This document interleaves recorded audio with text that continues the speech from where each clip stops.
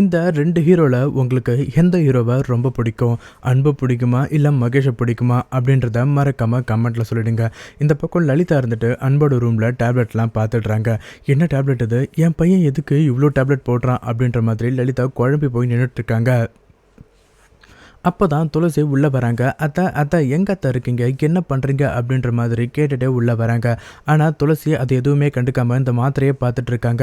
அதுக்கப்புறம் உள்ள இருக்க அந்த ஃபைல் எடுத்து பார்க்குறாங்க. அதில் அன்பு பேர் போட்டிருக்கு. என்ன இது? என் பையனுக்கு தனியாக ஃபைல்லாம் போட்டிருக்காங்க. அவனுக்கு உடம்புல ஏதாச்சும் பிரச்சனையா அப்படின்னு தெரியாத அளவுக்கு இங்கே லலிதா பார்த்துட்டு இருக்காங்க. அப்போ தான் துளசி தேடி பார்த்துட்டு இங்கே அன்பு மாமா ரூமுக்கு வராங்க. உடனே அப்போ தான் அத்தை உங்களை அங்கெல்லாம் காணோன்னு தேடிட்டு இருக்கேன். நீங்கள் அன்பு மாமா ரூமில் என்ன அத்தை பண்ணிட்டு இருக்கீங்க? இது யாரோட ஃபைலு? எதுக்காக இதெல்லாம் பார்த்துட்டு இருக்கீங்க? அப்படின்ற மாதிரி கேட்குறாங்க. உடனே அதுக்கு லலிதா இருந்துட்டு, ஏய் துளசி இங்கே பாருடி, அன்பு இவ்வளோ டேப்லெட் போடுறான், அன்புக்கு ஒரு ஃபைலை வச்சுருக்காங்க, இது என்ன ஃபைலுன்னு கொஞ்சம் பார்த்து சொல்கிறேன் அப்படின்ற மாதிரி கேட்குறாங்க.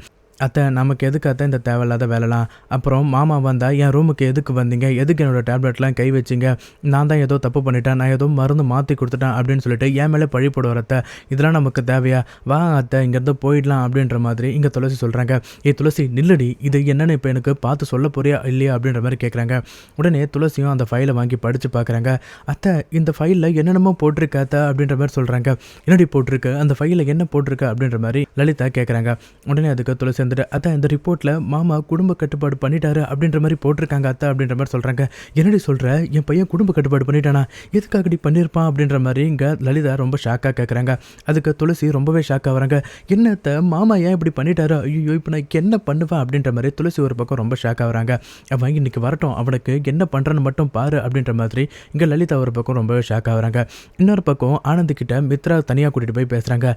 என்னாச்சு ஆனந்தி, உள்ள என்ன பேசிட்டு இருக்கீங்க? ஏதாச்சும் ப்ராப்ளமா அப்படின்ற மாதிரி கேட்குறாங்க. உடனே அதுக்கு ஆனந்தி அப்போதான் யோசிச்சு பார்க்குறாங்க. அன்பு சொன்னதை பாரு ஆனந்தி, அந்த மித்ரா எது கேட்டாலும் நீ சொல்லாத, எனக்கு நம்ம மித்ராக்கும் இதுக்கும் சம்மந்தம் இருக்கும் அப்படின்ற மாதிரி தோணுது அப்படின்னு அன்பு சொன்னதாக யோசிச்சு பார்க்குறாங்க. உடனே ஆனந்தி எடுத்துட்டு அதெல்லாம் ஒன்றும் இல்லைங்கம்மா, அந்த ரகுவை பற்றி தான் பேசிகிட்டு இருந்தோம், வேறு ஒன்றும் இல்லை அப்படின்ற மாதிரி ஆனந்தி சொல்லிட்டு அங்கேருந்து கிளம்பிடுறாங்க. உடனே மித்ரா வந்துட்டு ஒருவேளை நம்ம மேலே சந்தேகம் வந்துருச்சா, அதனால தான் நம்மளை தனியாக ஒதுக்குறாங்களா அப்படின்ற மாதிரி மித்ராவுக்கும் ஒரு சந்தேகம் வருது. உடனே அன்பும் ஆனந்தியும் அங்கேருந்து கிளம்பி வீட்டுக்கு வராங்க. வீட்டுக்கு வந்த உடனே லலிதா இருந்துட்டு டேய் நில்லுடா அப்படின்ற மாதிரி சொல்கிறாங்க. என்னம்மா உங்களுக்கு இப்போ என்ன பிரச்சனை அப்படின்ற மாதிரி இங்கே அன்பு கேட்குறாரு. உடனே அதுக்கு லலிதா இருந்துட்டு டேய் இது என்னடா ஃபைலு அப்படின்ற மாதிரி அந்த ஃபைல் எடுத்து கொடுக்குறாங்க. உடனே அன்பு கேட்குறாரு, அம்மா நான் இல்லாதப்போ என் ரூமுக்கு போனீங்களா அப்படின்ற மாதிரி கேட்குறாங்க. ஆமாண்டா போனேன், ஏன் நான் பெத்த பையன் ரூமுக்கு நான் போகக்கூடாதா அப்படின்ற மாதிரி இங்கே லலிதா கேட்குறாங்க. என்னை கேட்காம அந்த ரூமுக்கு போகக்கூடாது நான் சொல்லியிருக்கேன்ல, அதனால தான் பூட்டிட்டு போனேன். இங்கே ஆனந்தி சொன்னான்றது காரணத்துக்காக தான் அந்த ரூமையே திறந்து விட்டுட்டேன். இப்போது எனக்கு தெரியாமல் அந்த ரூமுக்கு போயிருக்கீங்கன்னா அப்போது என்ன அர்த்தம் அப்படின்ற மாதிரி கேட்குறாங்க. டேய் ஃபஸ்ட்டு அந்த ஃபைலில் என்ன இருக்குன்னு அந்த அர்த்தத்தை சொல்லு, அதுக்கப்புறம் நீ கேட்குற அர்த்தத்தை நான் சொல்கிறேன் அப்படின்ற மாதிரி இங்கே லலிதா சொல்கிறாங்க. நீங்கள் எதுக்கு என்னோட ரூமுக்கு போனீங்க அப்படின்ற மாதிரி சொல்கிறாங்க. இந்தாடா அந்த மெடிக்கல் ஷாப் ஓனர் எடுத்துகிட்டு வந்து டேப்லெட் கொடுத்துட்டு போனார், இதோ நீ ஆர்டர் பண்ணியிருந்தியாமே, இந்த டேப்லெட் எதுக்காகடா நீ போடுற, அவ்வளோ டேப்லெட் எதுக்காகடா போடுற அப்படின்ற மாதிரி கேட்குறாங்க. அம்மா இதெல்லாம் உங்களுக்கு தேவையில்லாத விஷயம், இது என்னோட வாழ்க்கை, நான் பார்த்துக்கிறேன் அப்படின்ற மாதிரி சொல்கிறாங்க. எதுனா உன் வாழ்க்கை, எது உன் வாழ்க்கை, இப்படி குடும்ப கட்டுப்பாடு பண்ணிட்டு வந்து நிற்கிறிய, அதுதான் உன் வாழ்க்கை அப்படின்ற மாதிரி கேட்குறாங்க. இல்லைம்மா இது எப்படி உங்களுக்கு தெரியும் அப்படின்ற மாதிரி கேட்குறாங்க. நான் தான் மாமா சொன்னேன், நான் தான் அந்த அத்தை கிட்ட சொன்னேன். என்ன மாமா இதெல்லாம் எதுக்காக மாமா இப்போ குடும்ப கட்டுப்பாடு பண்ணீங்க அப்படின்ற மாதிரி இங்கே துளசி கேட்குறாங்க. இங்கே பாரு துளசி, இது என் வாழ்க்கை, நீ இதில் தலையிடாத அப்படின்ற மாதிரி சொல்கிறாங்க. உடனே லலிதா இருந்துட்டு ஏய் அவள் கேட்கறதுல என்னடா தப்பு இருக்குது, அவள் என்ன கேட்டா அப்படி எதுக்காக இப்படி பண்ண தானே கேட்டா, அதுதான்டா நானும் கேட்குறேன், எதுக்காக இப்படி பண்ண, இப்போ உனக்கு குடும்ப கட்டுப்பாடு பண்ணுற அளவுக்கு என்னடா அவசியம் வந்தது அப்படின்ற மாதிரி கேட்குறாங்க.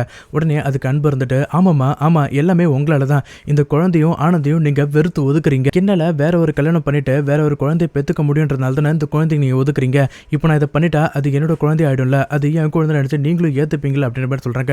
டேய் முட்டாள்தனமாக ஏன்டா இப்படி பண்ணி வச்சிருக்க, உன்னெல்லாம் நான் என்னடா சொல்ல போகிறேன், உனக்கு என்ன சொல்லிடா திருத்த போகிறேன் அப்படின்ற மாதிரி இங்கே லலிதா கோச்சிக்கிறாங்க.